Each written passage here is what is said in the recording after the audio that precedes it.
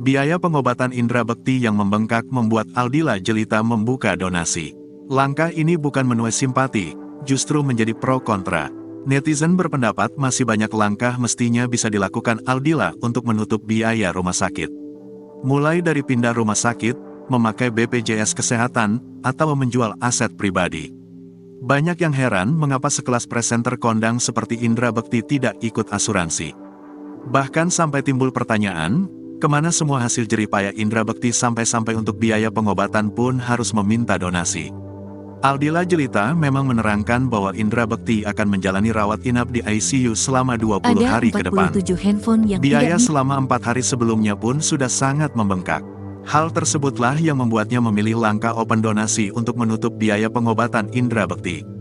Aldila juga mengaku sudah mengirim broadcast ke teman-teman publik figur. Ia juga sempat mempostingnya di Instagram, namun dihapus kembali karena menuai banyak kritik. Lantas, apakah Indra Bekti akan pindah rumah sakit? Adik Indra Bekti, Cipta mengatakan proses pindah rumah sakit sedang menjadi pertimbangan keluarga. Terlebih cedera di kepala Indra Bekti yang mengharuskan untuk sangat meminimalisir guncangan.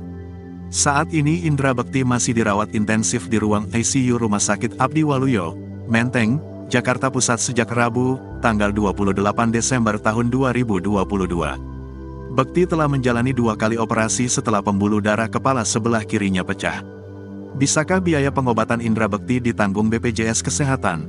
Melansir tribunnews.com, BPJS Kesehatan dapat digunakan untuk beragam penyakit kronis seperti diabetes mellitus, hipertensi, penyakit jantung, asma, penyakit paru obstruktif kronik, PPOK, epilepsi, gangguan kesehatan jiwa kronik, stroke, maupun sindroma lupus eritematosus, SLE.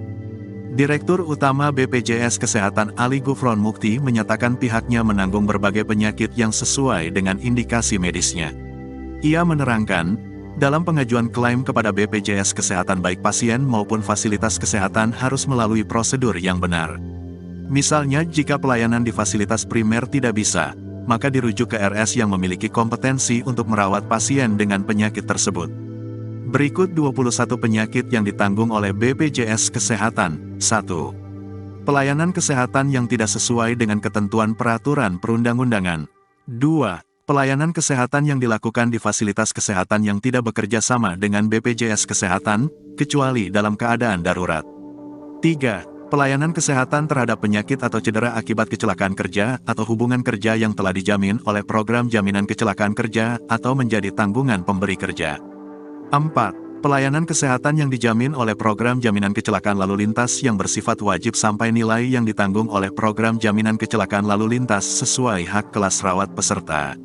5. Pelayanan kesehatan yang dilakukan di luar negeri. 6. Pelayanan kesehatan untuk tujuan estetik. 7. Pelayanan untuk mengatasi infertilitas.